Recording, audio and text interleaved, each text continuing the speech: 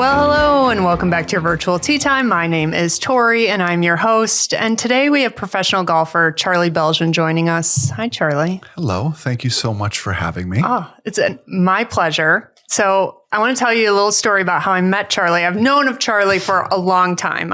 I've been a resident of Arizona for a while, so your name always comes up. And anytime you're in contention, we're all cheering for you, regardless of what club you belong to. So we're at the AGA annual dinner, and you were there to honor a dear friend, Steve Dallas. Yes. And we're going to get into your relationship with Steve later in the show. Okay. But Kim Eaton was there, and she goes, I need to introduce you to Charlie Beljan. You have to have him on your podcast. And at the time, I didn't realize that you were sober. Mm-hmm. And so she introduced me to you, and I guess you guys are both fellow Lobos. New Mexico Lobos. Correct. She was a little bit before me, though. Just a year or two. Just a little bit before me. You know, she's going to be mad at me for not having her on this podcast episode to begin with. So let's just say, 2-3 years? Yeah, exactly. Exactly. Ish. A big ish. So, of course, Kim, the matchmaking type that she is, she set us up.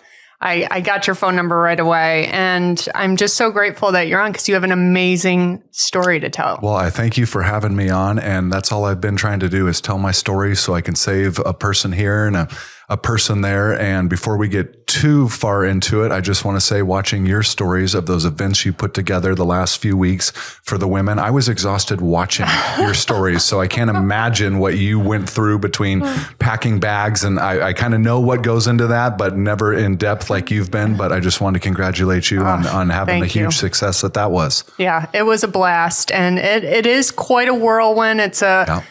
It's crazy. You kind of have to take a deep breath and just go, okay, let's go for 2 weeks straight. But it's well worth it. And cool. Thank you. Thank you for following along. So Charlie's story is very similar. We have similar stories in respect where I got sober a little while ago too, and I rarely talk about it. And so again, when I met you, Charlie, I'm like, you know what? This is an opportunity for me to hear your story and also relate back to, because I don't bring it up a ton. And you posted something on your Instagram feed not too long ago, which was basically, we share our stories so that we help save others. Yep. And I needed a reminder of that. Yeah, we share our stories out loud for those suffering in silence. Yes. And that is why I do as many shows as I can. And that's why I'm super vocal about it, because I wish people were louder about it when I was struggling. My mom was extremely loud about it, but who listens to their mom, you know? But that's all I'm trying to do now is just make a difference in people's lives, because the difference that people made in my life, I just want to share that and see what I can do to help others. Absolutely. So let's start. I want you to tell us the story of your last couple drinks and what happened. And then we'll reverse back and go back to the beginning. Okay. So my last couple drinks, I was actually up at Oak Creek Country Club in Sedona playing the Sedona Open. Beautiful spot. I was up there by myself, 140 other guys, a little bit younger than me. I used to be their age, but now I'm kind of the old guy or the dad, they call me around there. Played the first 2 rounds, made the cut, was playing good. Every night I was going out. I was a big Bacardi drinker. When I hit rock bottom, I was drinking a 5th of Bacardi and 12 beers a day and playing golf and functioning at the highest level. So I went out, final round, I hit 18 greens. I had 13 3-putts because my hands were shaking so bad. And, on the way home, I was like, I've said it a million times, but I'm like, I got to make a change. I got home. My wife sat me down and she said, listen, she's like, I'm not giving you an ultimatum. I knew what I was marrying when I married you. I knew I was marrying a partier. She was a 1 night a week drinker. I turned her into a 6 or 7 nights a week just to be able to tolerate me. And she said, listen, you got to kind of choose, you know, do you want to be with me or do you want to continue the path? And just like anybody that's been in that instance, I said, oh, you know what? I'll quit. Well, I've said that a million times, you know, and, but for me, it's kind of, I'm all in or all out. And luckily that was my moment, because for a decade or more, my mom had been begging me to quit. She's 24 years sober now. She'd been begging me to quit. I mean, I started when I was 15, so I had been rocking for a long time. And I just finally threw in the towel, and I've never looked back. And it's been the best decision, the biggest accomplishment of my life, bigger than winning a tour event, bigger than winning a USGA event.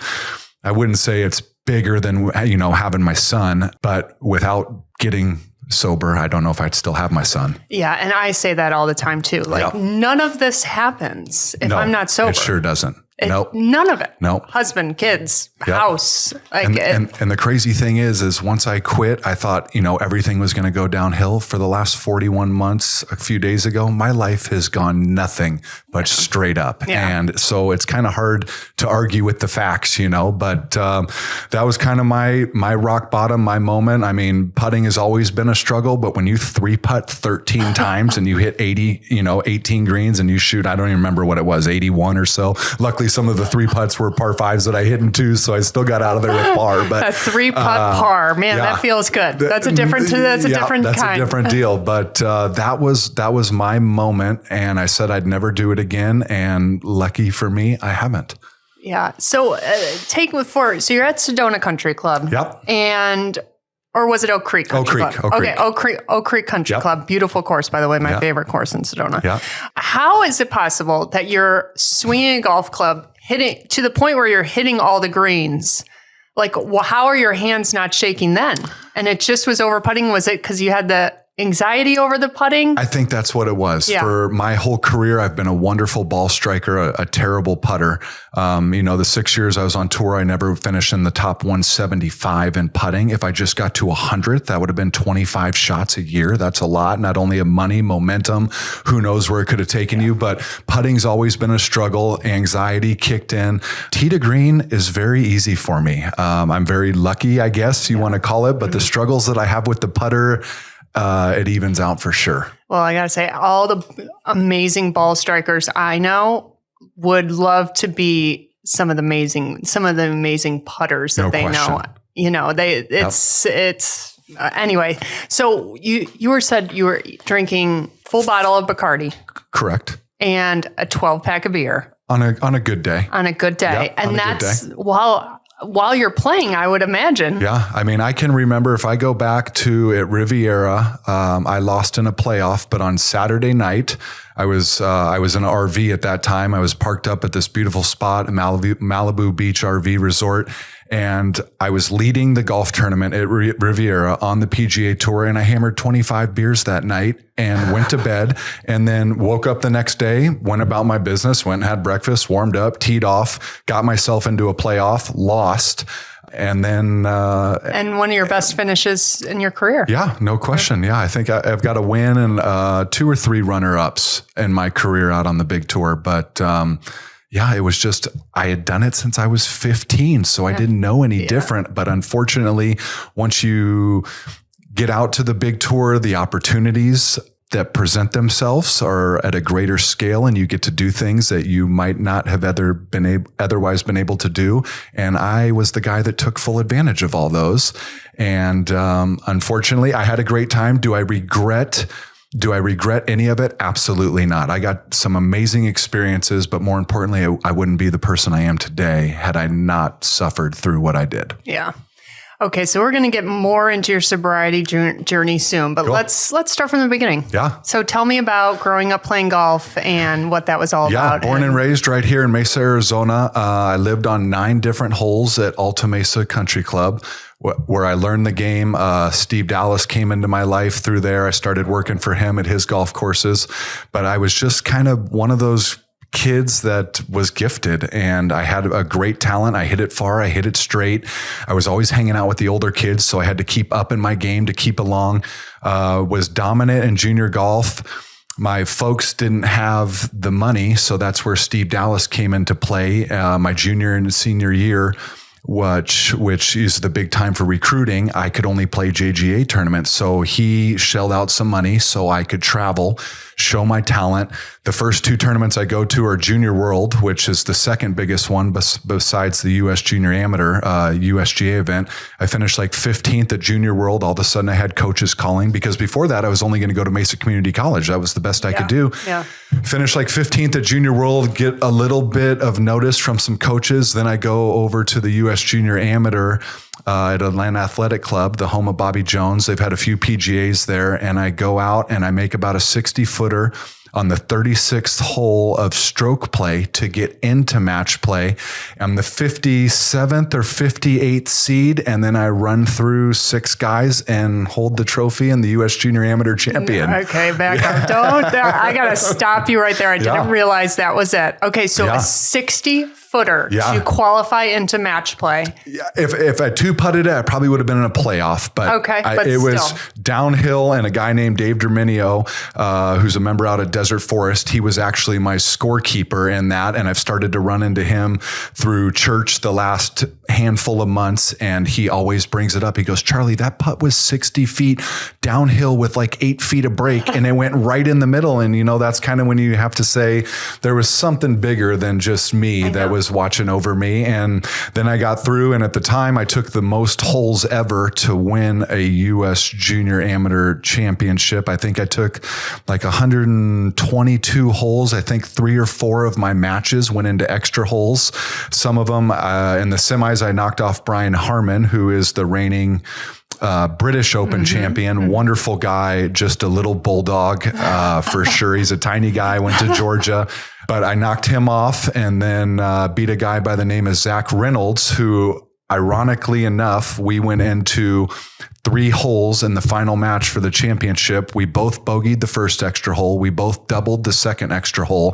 And then I think I parred or bogeyed to win the final hole to become the champion. Yeah. So, and no offense to your like huge journey in that championship, but man, he probably couldn't sleep for days after that. I would think so. Yeah. And luckily I came out on top, because I remember he puts it in the water on the second playoff hole. I've got a 9-iron from the middle of the fairway. All I got to do is hit it over the water, and I dead fat it like 80 yards in front of me into the water. So I added some drama, but the 17th hole at Atlanta Athletic Club, par 3 down the hill, great par 3 over water, half of an island green, but I birdied it 7 times in a row. Wow. Yeah. No, I'm sorry. I won the final match on the 17th hole to top it off with a birdie. And so I birdied the 17th hole 7 times in a row, and then birdied it to win the championship. Wow. Yeah. That's, and again, so you make the 60-footer to get into match play, and then you go on and play the most holes. Was that a record, you said? It was a record at the time. I don't know if it still is or not. But still, just an exhausting couple days. Week, it's a total marathon. Yep. And I'd argue that win changed everything. Everything. That win was bigger than my tour win for sure, because at the time I was a nobody. Then I got the pick of whatever college I wanted, ended up going to the University of New Mexico. That win propelled my golf career more than anything else has, for sure. And you later in your career are going to struggle a lot with panic attacks and anxiety. Correct. Playing golf. Yep. Was that affecting you then? No, I actually never even knew what anxiety was or a panic attack until I happened to be on national television that week at Disney. And my heart started pounding before I went to the warm up, had the paramedics come check me out. They said, you got an elevated heart rate, but you think you should be all right. At the time, it's my rookie season. It's the last event of the year. I got to finish solo third and make like $300,000 to keep my card. I just had my son 2 months ago. All the pressure right there. So when I started feeling this in my chest and that, I literally thought I was having a heart attack because I didn't know what any of that was. Luckily that day I go and, beware of the sick golfer, the hungover golfer. I wasn't thinking about golf. I shoot 63 on Friday or 64. As soon as I make my putt, I start crying. I've got national, cameras all over me. I'm laying down in the fairways because I don't know what's going on. Meanwhile, at the same time, I was a cigarette smoker. So my heart, I think, is going to stop. Meanwhile, I can't stop smoking cigarettes. And lo and behold, I signed my scorecard. My buddies are super excited for me, and they back up an ambulance to the scoring tent, put me in an ambulance, take me to Arnold Palmer's Hospital, where I spent the night with my golf shoes on till 6 a.m. Every test came back totally normal.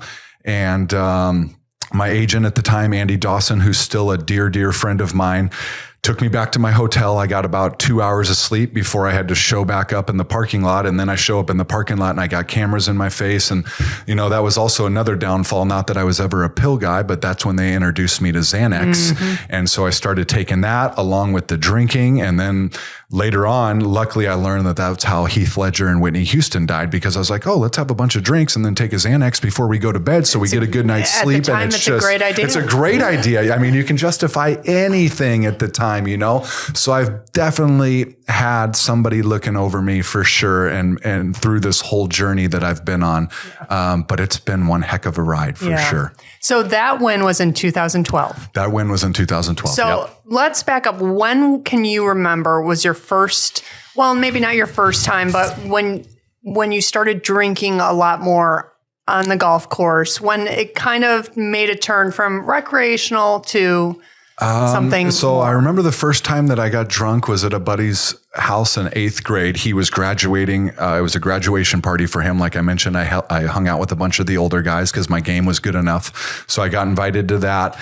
And then it just kind of started rolling. But the funny thing about me is I never drank on the golf course. I did not enjoy drinking on the golf course. Now, as soon as we putted out, I was the first one ordering 3 drinks at a time to catch up to everybody. But I didn't enjoy drinking on the golf course. Now, as my career got further and my anxiety got worse, occasionally on tour, I would resort to an airplane bottle here or there just to try to get me through the round and subside the anxiety. But as far as going out with buddies, I still go play. I live up at Los Andes Golf Club. I play 3 or 4 afternoons a week, 9 holes with my buddies after they get off work. They enjoy having some beers, no problem at all. But I've just never... I don't know. On the golf course, it's just, I'm out there enjoying the golf and being outside. And for me, I guess, to be honest, I don't like the sunshine beating on me while I'm drinking. Like I've never been a day drinker either. I can totally relate to that, actually. But do you think there was also something internal that said, at least I'm not drinking on the golf course everyone else. So it might be normal. It might be normal, but I think more so is the few times I did drink, my game suffered, and then I'd be on the range for hours trying to fix what I thought I screwed up. And so to me at that time when I was younger, unfortunately, I didn't realize it until I was older, but drinking was a detriment to me on the golf course. And when golf was the most important thing and trying to get to those goals, I was able to at least push it off for 4 hours, So tell me about the progression of your golf career and the drinking. Let's chat about it. After I won the U.S. Junior, like I said, I had my pick of schools. I ended up at the University of New Mexico. A million people asked me why. Originally, I wanted to be a Florida Gator or a U of A Wildcat. At the time, I didn't really like flying, so a 5-hour car ride versus a 5-hour flight was a no-brainer. University of New Mexico, they had at the time and still have one of the best practice facilities I've ever seen. They've got a new coach this year. They've won. They just finished runner-up 3 times. So you don't ever hear about New Mexico, but they produce great golfers and great teams. And then it kind of escalated in college, just like it does. We'd have 5 a.m. workouts, and then we'd have qualifying, and I couldn't count down the time until it get done with qualifying. I was known as, you came to my house to have a good time. And luckily I've struggled, just like when anybody makes a jump. I got my butt kicked when I went to college for the first year. I didn't understand the game or how to play at the next level. So it took me a year. And then my junior year, I became the #1 player in the country, was an All-American. Same thing with my senior year, a guy named Jamie Lovemark played for USC. Him and I went back and forth between #1 in the country, but was an All-American there. Then I graduated. Well, I didn't graduate. My eligibility was up. And so I left, came here, played the Gateway Tour at the time, which was, if they could get it back, they have the Asher Tour now. But at the time, it was 150 guys every single week. The winner was making $35,000. You rode in carts. You played 3 days a week. You played with your buddies. And every afternoon, I would go to the scoring tent in the morning and put a note in the scoring tent that said, "Party at my house," after the round. And so after each round, everybody would come over and we'd have a ball until we all had to go back the next morning. And I did that for 5 years. I went to Q school every year, cruised through first stage, no problem. I never finished a second stage all 4 rounds because I was so far out of it. It was like I got to second stage. I just crumbled, to be honest. I crumbled I would shoot an 80. I hadn't shot an 80 in years, and then I'd shoot an 80. And so I would be like, well, I could be home tonight versus going and suffering through another round. So I would just leave. And then, okay, wait. So you wouldn't even finish, because again, you said your second round was. I would not finish, and I wouldn't finish because I hate to say this, but I would weigh. Well, I could get home and party and drink, or I could go be miserable, shoot a 59 that wouldn't even matter, so I couldn't accomplish my goal. So let's just get the heck out of here, you know. So I did that for 5 years, and then about gave up the game and decided to do it one more time. Ironically enough, I caught valley fever, which is now really prevalent here in the state, but nobody knew much about it then. So I caught it. I was told I had to quit drinking because of the medication that I was taking. Lo and behold, I quit drinking. I get my tour card. I get through. So then I get my tour card, and then I go right back full throttle, because now I've accomplished my childhood dream. I've made it. I've done it. Everybody else is doing it. Let's get back in the mix. Yeah. And that's when it really probably started to escalate. Can I ask you what your relationship was like with golf at the time? Did it come so easily that, it was just something to do, or what was it? What is your relationship? I definitely didn't love it. I did it because I was good at it. Yeah. Now I love the game. I enjoy going out. I enjoy the game for what it is. I enjoy the architecture. I look at all these things. As before, I was just like, get me out of here. Yeah. Like, I'm here because I'm good at it, not because I enjoy it. And now it's totally flip-flopped. But my relationship with the game, it was miserable. It was a total love-hate. Charlie's attitude went as his golf game, went. That's what my mom would say. And it was so true. And so now I love the game. Back then, I did the game because 1, that's all I knew how to do. 2, it was a great career path. And 3, I was good at it. Yeah. So you get your tour card. Yep. And what year was that? Q School was December of 11. So 12 was my rookie season. Okay. So 12 so you won in your rookie season? Yeah. I had, I think I had I maybe played 25 events. I probably missed 17 cuts because I had, growing up here in Arizona, all you see is perfect lies, perfect weather. And I truly believe, I have this discussion with a lot of people, but if you want to be great at golf, don't come to school in Arizona. I really, truly believe that if you are coming to school or coming to Arizona to be a better player, you are doing it backwards, because we have perfect conditions. We have perfect grass. Everything is as easy as it can get. And then you go to Texas where it's dormant, it's windy. Albuquerque, it blew 40 in the springtime every day. That's where I learned how to play in the wind. So now when I go out and play, I want the wind to blow, because 1, it eliminates 90% of the field for me. And then the other thing that cracks me up is, like I said, I still play the Asher Tour around here. I've played a couple Corn Ferry events. But these kids, it'll be like blowing 3 or 4 miles an hour, and it's like freak out time. And I'm like, you guys have no clue what the real world is outside of this bubble that we live in. Yeah. And it is a great place to play golf. But if your dream is to make it to the next level, in my opinion, Arizona's not the place to do it. Yeah, that's interesting. Yeah. That's an interesting take. I'll fight all day on that for sure. It's like ASU, U of A, wonderful golf programs. But when they leave, and let's see how in ASU, they've had a great run at the national championship when it's been in their backyard the last few years. And they do set up Greyhawk difficult, and Greyhawk's a great track. But let's add a couple weather elements and different types of grasses. And then let's really see. That's why you see those East Coast schools at the top so often, because that's what they're used to, Yeah.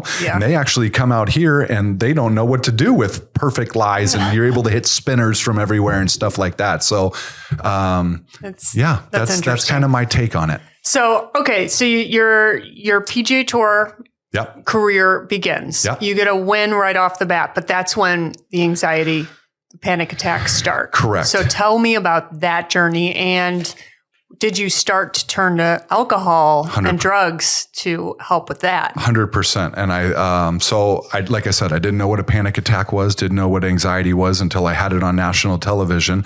And then because I had it on national television, after I won, now I'm getting flown all over the country. I'm doing different shows and spreading the word about anxiety. And I didn't really realize how many people suffer from it, because I had just heard about it.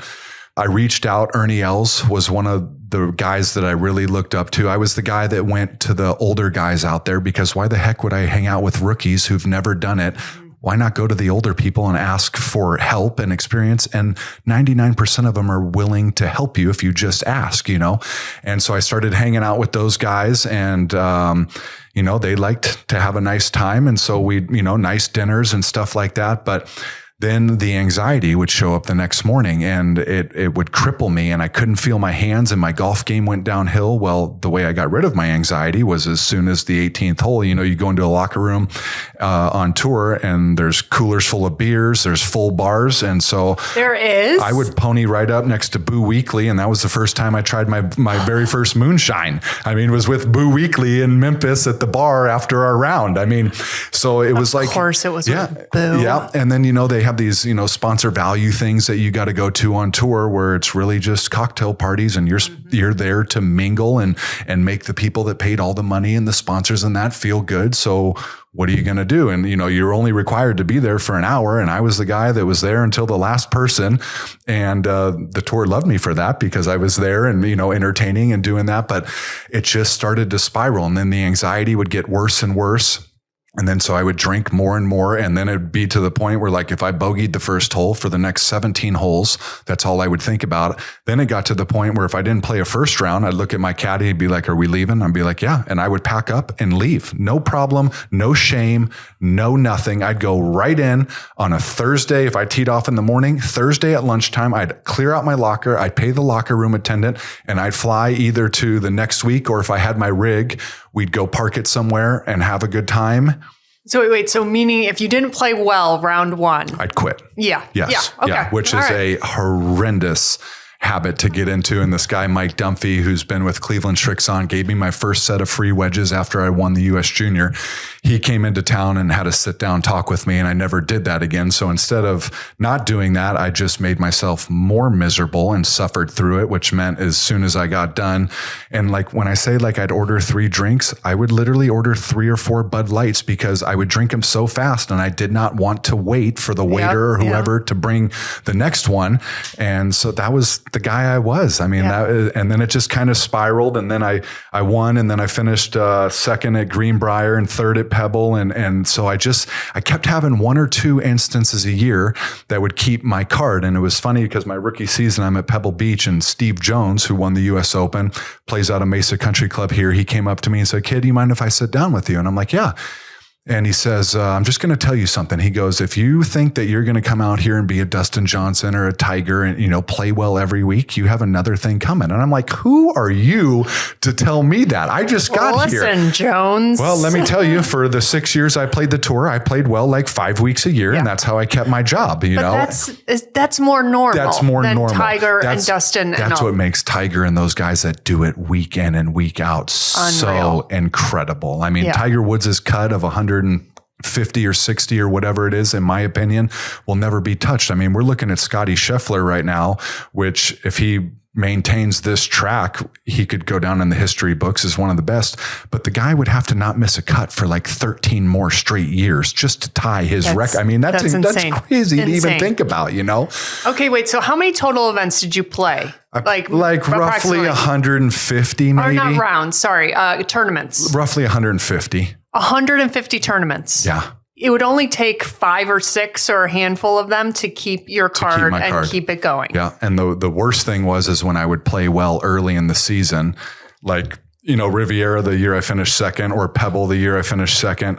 Those are on the West Coast swing, one of the first ones. So then I pretty much locked up my cards. So then I could just kick back and really have a good time the rest of the season. It's like a home field advantage. Exactly right. All I got to do is play well 1 or 2 more weeks and, maybe a top 25. And I get to do this all again next year. So it was just a gross, vicious cycle. Because that really was your mentality. It was. Locked it in. Okay, did my job. I never once enjoyed being out there. I was down in Chile 2 weeks ago for the Corn Ferry event. And I looked at my caddy when we were on the range and I said, this is the most fun I've had at a golf tournament. And I was at a Corn Ferry event with a bunch of people I didn't know and a bunch of people that were 15 years younger than me. But it was just so enjoyable to walk the fairways and understand what I was out there and what I was doing. And I was there for the right reasons. And probably have an immense amount of gratitude. Every day, beyond blessed and grateful for sure. So when you're hating what you're doing and you're just getting by, you know, you're doing your job, meaning you get the 1 or 2 really good finishes in the beginning so you can kind of skate by the rest of the season. You were just going through the motions because you hated to be out there and you just drinking and maybe even the drug use was consuming your life at this point. And just to clarify, because when you say drug use, I mean, that can be a very wide variety of things. I smoked pot. That was what But the Xanax, did the Xanax become a problem? That's what I'm talking about. So the Xanax, did it...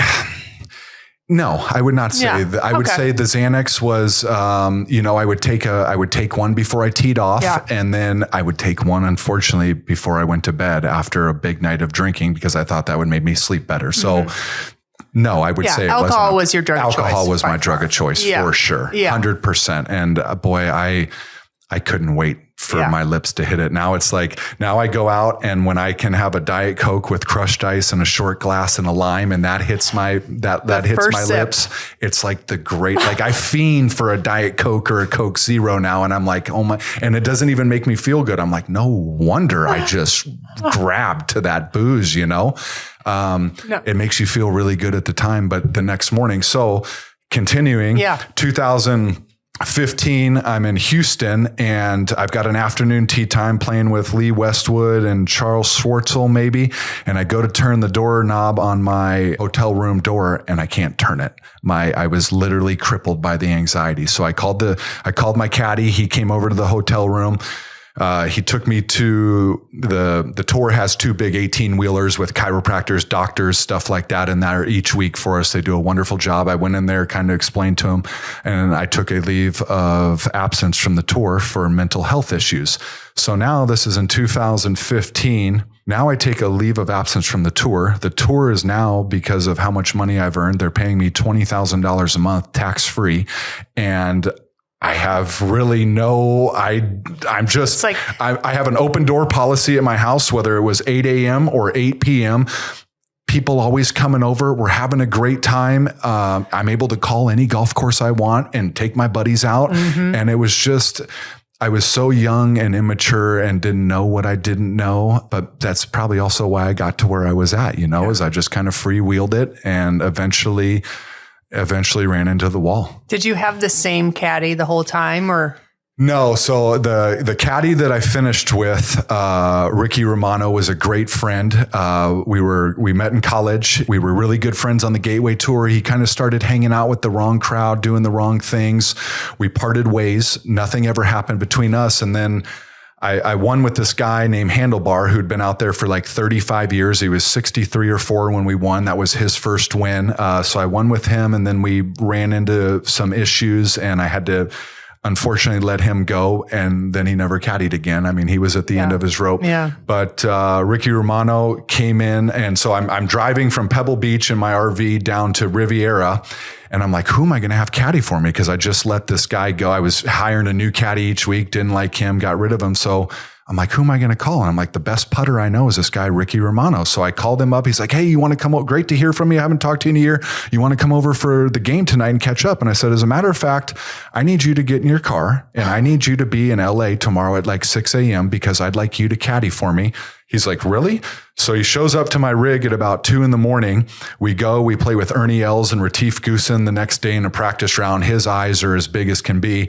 And now he's getting ready to have like his maybe 12th year on tour. He's a wonderful human being. He's now with Ricky Fowler. Mm-hmm. He came, when Joe and Ricky Fowler split, Ricky and Joe all grew up together in Murrieta, California. Joe put in a good word for Ricky. Ricky had a wonderful reputation because let me tell you that the caddy world on the PGA Tour, there's some good people, but boy, they'll stab you in the back in 2 seconds for a better job, which it's business. I had it happen to me. I got a great story about that, but Ricky Romano's out there. Him and Ricky Fowler are crushing it, winning Ryder Cup. I haven't checked to see how they're doing today, but he's out there, and the guy wants to carry a bag and fish, and that's all he wants to do. And he does a great job at it. Well, the reason I ask about the caddy, though, is because it's such a close relationship. Yes, and he probably knows what you're up to. Yeah. Was there enabling involved? Was he calling you out on your bullshit?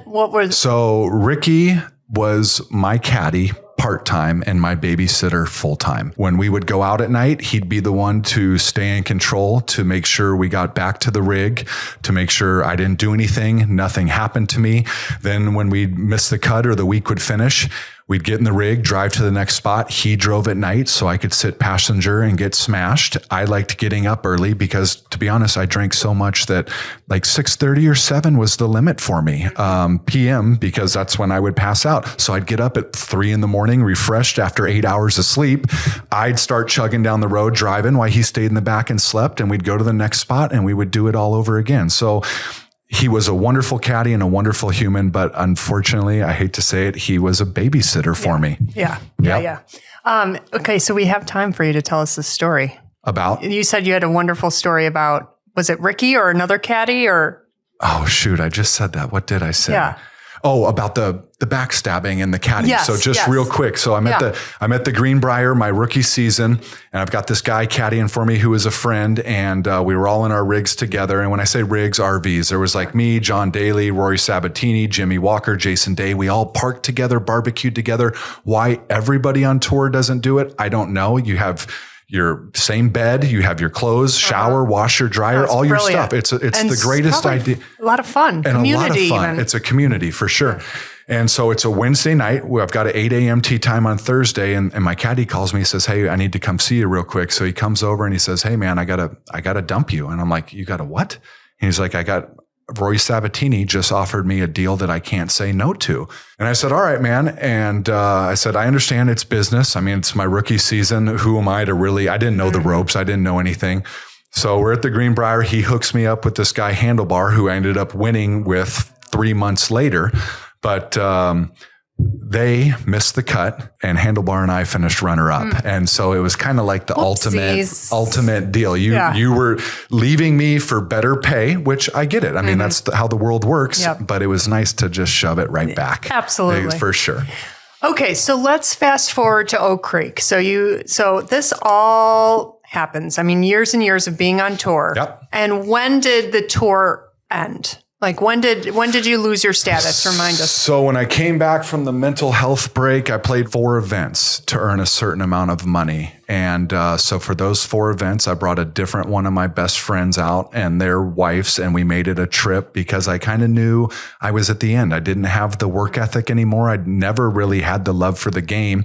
And I'm like, I want to spend these last 4 weeks and these last 4 walks with people that I care about and people that were there with me throughout this deal. So I did it like that. And then I was kind of like, man, what am I going to do? So I kind of half-assed it and put in a little bit of work. And out of the past champions category, I was still able to play like 5 to 7 events a year.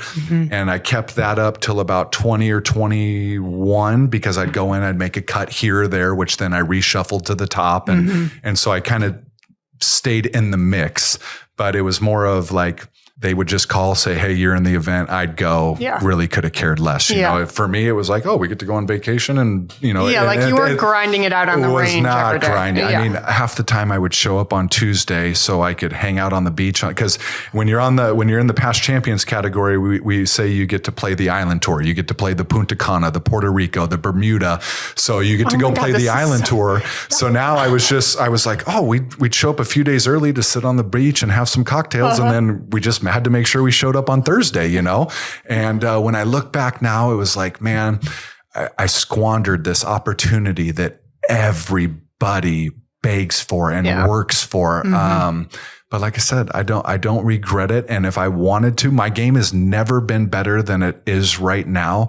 But I have zero interest. I couldn't imagine to go back to it's a traveling circus. You got 150 players, 150 caddies, 75 tour reps, 50 tour officials, and we're just a big traveling circus minus the animals. Yeah.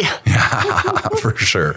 So that one day, I want to say that you made the decision and you stuck to it. A miracle, really. Yeah.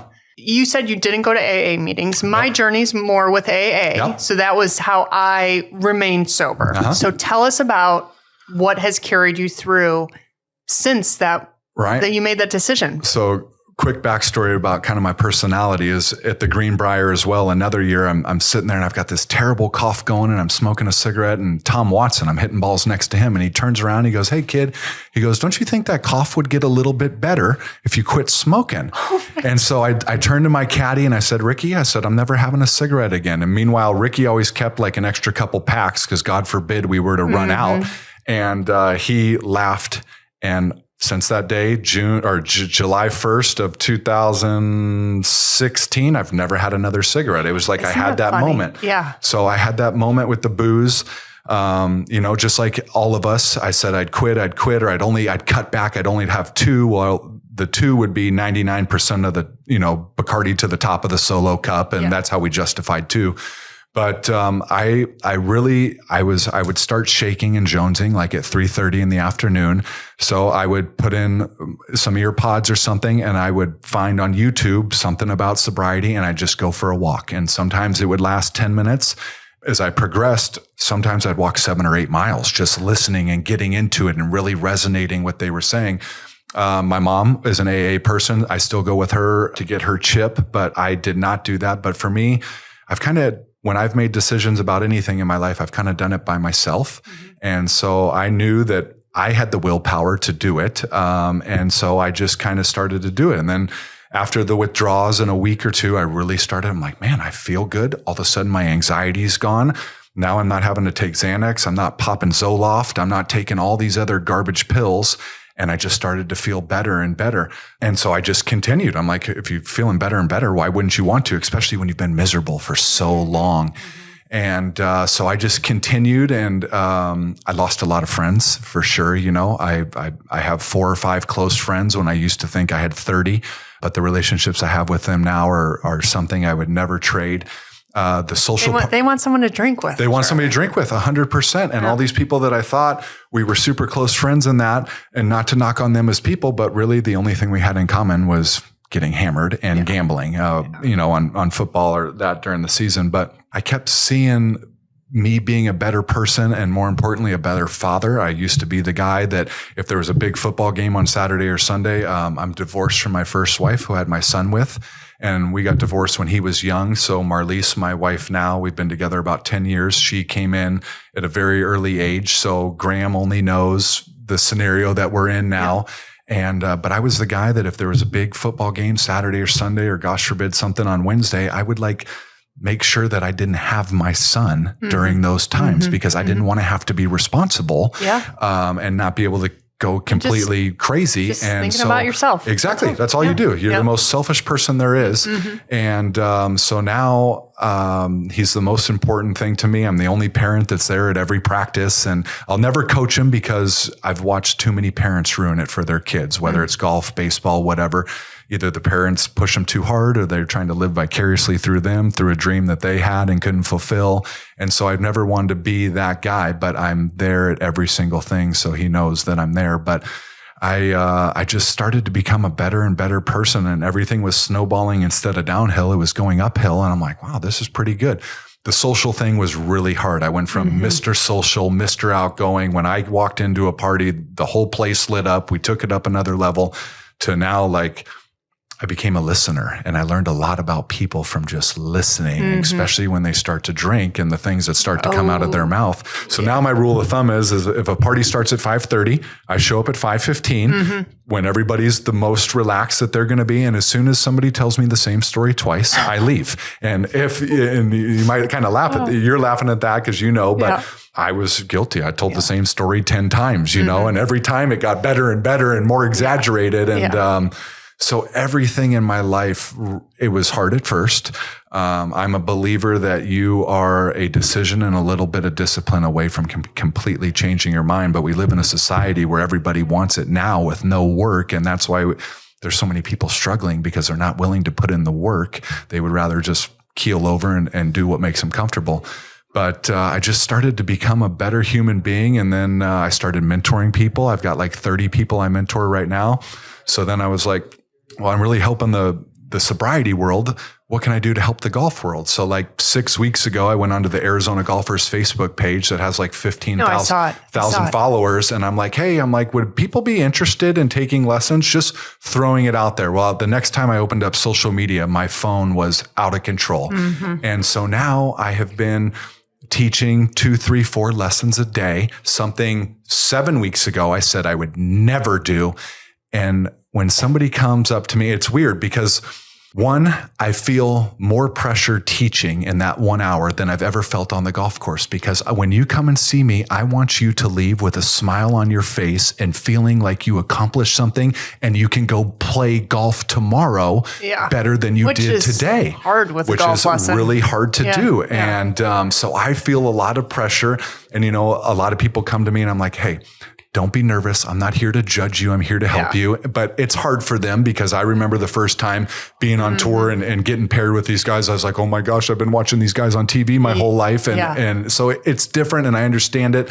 But the joy I get out of teaching these people and giving them hope and putting a smile, and 99% of the people that play golf, they don't understand how to play golf. They play golf swing, but I have so much. Playing lessons are my... No, wait. You have to... That was gold, what you just said. So 99% of people don't know how to play golf. They know golf swing. They know golf swing, not how to play golf. On the way here today, I had a conversation with this guy and I told him, he said, I'm a good player. And I said, you're not a great player because you have no concept of what you're doing. And he said, no concept of what I'm doing. He said, I've been playing this game for 30 years. What do you mean? Technically, course management? And I said, neither. We just played a couple days ago.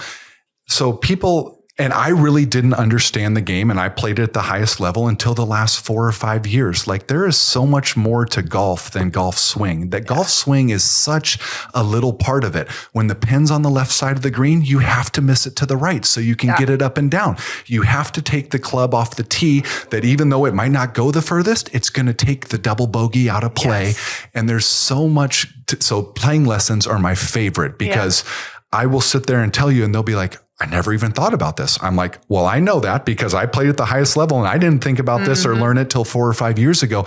So I can literally, I would say out of, I don't know how many people I've taught, 90% of them, I don't even have to touch their golf swing. First of all, they come and they're aimed 40 yards to the right and they wonder why they come over the top and they do this. And I'm like, well, if we can't even get the basics and the fundamentals down, what makes you think that you're going to be able to do anything else consistently? It's like people say, oh, I can do it on the range. Well, I can't take it to the course. Everybody that's played golf says that. And it's because your swing didn't change from the 30 steps from the range to that, but mentally, and you might not feel that you're bubbling inside, but it goes up because now there's consequences for your shots. On the range, there's no consequences. So it's been so rewarding to share the knowledge about the mental game and the course management way more than helping out.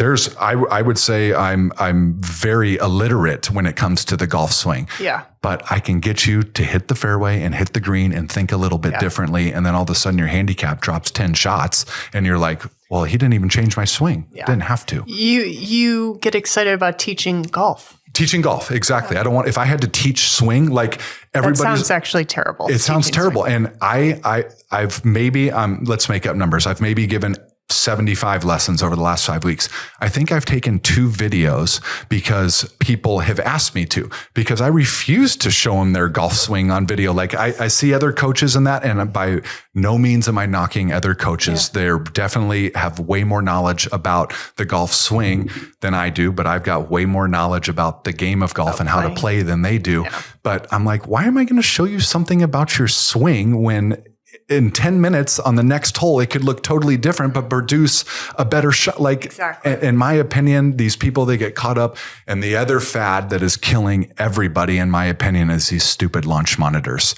Like, I don't even know. I know like how far it carried, and like, I couldn't tell you what the ideal spin rate is or the launch angle and that. I leave that to the guys at Ping and Strixon, that's their job. And they tell me, like, I don't need to know that. And I've heard that there's some college players now that can't function without the TrackMan behind them. They can't practice without a TrackMan. I'm down at the Corn Ferry in Chile. Chile's a long ways away. Yeah. And I would say 7 out of 10 guys on the range had a TrackMan or something. Meanwhile, the wind is blowing 35 miles an hour from right to left. And then what really cracks me up, other than Bryson DeChambeau, I think what he's done for the game and how smart he is, it's truly incredible. And a wonderful human being. I am a huge Bryson fan. I'm a huge Bryson fan.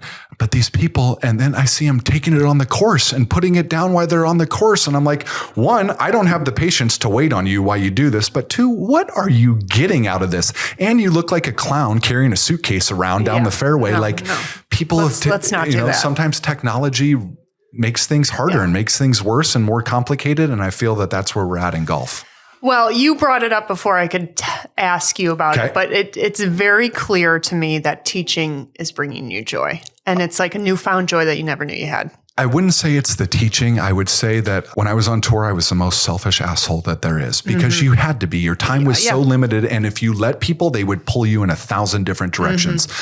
I get the joy out of helping people and giving back. And it just so happens that I happen to be good at golf and a lot of people like golf. So now I can do it outdoors in a beautiful setting and really help people achieve what's going to make them happy. I thought golf was going to make me happy. When I got to the pinnacle of golf, I've never been more empty and miserable in my entire life. It just wasn't meant to be. But because I had the talent, I pursued it. I did it. I achieved it. I'm not going to lie. When I turn 50, which is 11 years away, I would love to play the senior tour. That's kind of my next golf goal, but that's so far in the future. Right now, being home, seeing my son grow up, that's what's important to me and helping people. I never thought that, like I said, I was super selfish before, and now I just want to give all my time to anybody that wants it, because I had a lot of people give me their time that changed my life. Yeah. Well, let's touch on one last thing, which is your golf game today. Okay. So you are a little bit removed from professional golf, but you said you were just at a Corn Ferry event. And is your plan to compete in as many Corn Ferry events as possible, or what's your plan now? So I went back to Q School this year, mainly just to see if I could do it. I ended up getting a Corn Ferry Tour card. I had one bad round at finals, which gave me conditional status. I really needed to make the cut down in Chile to get some more opportunities this year. The Corn Ferry Tour did a beautiful story on me, so I sent that out hoping to get a couple sponsors exemptions. But when the Corn Ferry Tour called me on a Saturday for Chile and I left on a Sunday, I hadn't played in 5 weeks. And I go down there and I shoot 1 over, 2 under, miss the cut by 1 or 2. And so then I get to thinking, gosh, if I just put a little bit of effort in, who knows, But at the same time, my wife is FaceTiming me from my son's baseball game, and all I'm thinking about is why the heck am I in Chile and not watching my son play baseball? So that's kind of where I'm at. There's an Asher Tour that's around here. Unfortunately, because golf prices have gotten so crazy here in Arizona, they have moved to California for the time being because they can't afford to pay the green fees and make it a competitive purse. Which is interesting that going to California makes it less expensive. I know. But I was just in Texas and Florida, and the prices are a quarter of what they are here. It's just, ridiculous. I think don't get me started on an Arizona green space. I know. It's insane. I mean, the people that come see me, they're like, it's way cheaper to come see you and get better at my game than it is for me to go play.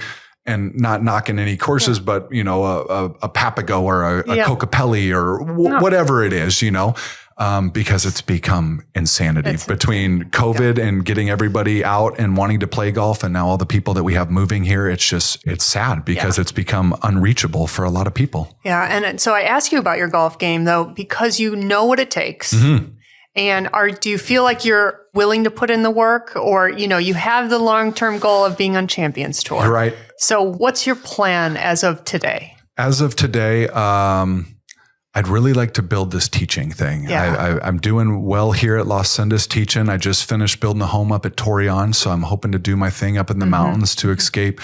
But until my son gets a little bit older or doesn't think I'm cool anymore, I really have no interest in doing it. I'm signed up for the U.S. Open qualifier and stuff like that, and the Desert Financial Open at Talking Stick in a few weeks. So maybe like 2 or 3 days before, I'll go hit some wedges or something like that. But I've never been a practicer. I can't stand to be on the range. I enjoy playing because I never get to rake a ball on the course and just hit it with no consequences. So I enjoy playing golf. And like I said, I bet I play 4 days a week right now. My game has never been better. I've found a few really solid things that I just continue to work on. And that's the thing. I was the YouTube guy. Oh, I did this wrong today. Let's go to YouTube. And that's where everybody gets so confused, is they're like, they come to me and I'm like, listen, let's forget everything that we thought about. And then they ask me questions. They're like, so this guy the other day asked me about wrist supination. I said, I've never even heard the word supination, man. And if you're asking me about wrist supination, I might not be the guy for you. I've got somebody for you. And he brought out a TrackMan too. Yeah, exactly. I haven't had somebody show up with a TrackMan, surprisingly, but I enjoy the game more than I ever have. My game has never been as good and as consistent as it's been right now. But I'm happy doing what I'm doing. To go back out there, it's a lot of work to be with the best players in the world and compete. It's not just show up and play. There's, the travel wears on you, the hotels wear on you, the obligations you got to do for sponsors and tournaments. And there's so much more that people don't see. I mean, people, when you tune into golf, you watch Saturday and Sunday when the best players in the world are making all the putts. They're on top of their game. They're hitting their shots. What about the other 75 guys that went home on Friday or the tournaments in Charlotte? They live in California. They caught a red eye home to see their kids and their wife for a day and a half before they catch another red eye to go back to the other side of the country to try to do it again. Grueling. It's grueling, 100%. In my opinion, golfers don't get paid near what they should for, and nothing's guaranteed. I mean, your sponsorship is, whether it's clubs or clothes, but the big money's only coming to the big guys. That'll make a difference. You got to go out and earn it, which is the wonderful thing about golf. And you're saying that about the PGA Tour. I'm saying that about the PGA Tour. I mean, let alone the LPGA Tour. That is a total grind. It's like the Corn Ferry Tour. I mean, it cost me $7,000 to go down to Chile. And even if you make the cut that week and finished, at like 50th to 60th, you're losing money on the week. Like, how can that... How does that even make sense? Yeah. And then you talk about the women, the best players in the world, not even the Symetra Tour, the best players in the world. I wish I had an answer, or I wish somebody did, about how to make it bigger, Yeah. And like I was saying, it was wonderful for Seville that Seville got it, not knocking Seville. At the Ford Championship. At the Ford Championship last week. Great for the club, great for the members, great for everybody. But those women deserve a lot. There's no skill there. It'd be like I told you, it'd be like the men, the PGA Tour coming to Alta Mesa. Yeah. They would crush it. Like the cut, like people like this guy that won the club championship, he shot like 10 under for 2 days. I'm like, you'd miss the cut, buddy. Like, welcome to the real world. You would miss the cut. Yeah. If the PGA Tour came to Alta Mesa, I mean, you got to think, well, I would think a pair of 65s to make the cut. Do you agree that hole number 18 at Alta Mesa should be blown up? The par 4? The par 4. The par 4, I do. Yeah. It's a terrible or golf they hole. at least got to take out the right bunker to give you a chance to send it down there to get a shorter club in. Right now, every time I play it, I hit a 5 hybrid off the tee, I hit an 8 iron into the green, I 2-putt, and I move on. Not a very exciting finishing hole. My experience on number 18 is much different, but we don't need to get into that. Okay, so for the listener that's listening, that they're listening right now because they're curious of your journey. But in the back of their mind, they also are negotiating with themselves on their drinking. Yeah. What do you say to the curious person listening? Well, I would say if you're curious, then you're already in a position where you probably know that you're doing it a little too much and you probably need to take a step. The first step is the biggest and the hardest for sure. But like I said, you're literally a decision and a little bit of discipline away from completely changing your life. And when I thought about it for a decade doing it, I'm like, well, I've got this dinner to go to and I've got this function to go to. And how can I go to these and not have a drink? Well, if you have that mindset, you're just going to continue down the path over and over. You have to take a chance and take a step. And I'm going to promise you, I have never met somebody that got sober that said, my life is worse. Like, it doesn't happen. I've never met a single person. And for the last 41 months, my life, it gets better every single day. And I go to bed excited to wake up for the next day instead of dreading the possible hangover or passing out, not remembering. The worst was when I was drinking, I would wake up and there would be a notepad on my nightstand from my wife of who I need to call, what I said to them, and why I needed to apologize. And I was like, dude, I am sick of this. And when Look at her doing all the administrative work. I know. And every night, still 40 months in, you know, I had a lady the other day to me. She's like, you're 40 months. Why do you say you're still sober? I'm like, because I've still gone and sat in the parking lot of the liquor store, you know, and thought about it. Mm-hmm. But every night I lay my head on that pillow without a drink, I get a feeling of accomplishment, of satisfaction, of gratitude, of everything. Like, we live in a society where, like, if you don't drink, you're an outcast. When how awkward and weird is that? We're filling ourselves with poison and all that. And I understand it's a good time and it makes things a little bit better. Yes, it does. But I'll tell you what, being sober and being present, like, I went to some of the coolest events that I could never remember because I was too hammered or spending too much time going to the bathroom, you know? Now I get to experience them for what they are and I get to remember them. And it's just, it's a different way of life for sure, but it's way more rewarding. And I would say the thought of being an outcast is not even real either. Especially, I just think that once you're sober, you learn how you want to approach all events. Yeah. You can do everything sober. Correct. So if you're thinking you can't golf sober, you can't go to a party sober, you can't have a wedding sober, you can do them all. So trust me. You can do it all. And I got to say, I think that it's becoming more and more common that people are stopping drinking, even when they don't even have a problem. Yep. A lot of people are realizing, wow, this is a lot better. It's almost kind of like cigarettes. Very rarely do you see somebody standing on the corner anymore smoking a cigarette. Yeah. And when you do, you're like, wow, that guy's smoking. Like, you don't see that. You don't see that anymore.